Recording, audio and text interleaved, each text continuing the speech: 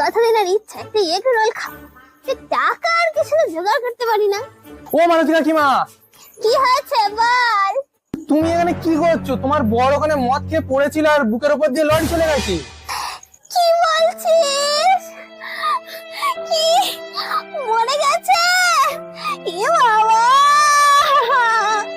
কি বাবা, আমি তো এপ্রিল ফুল করতে চাইছিলাম।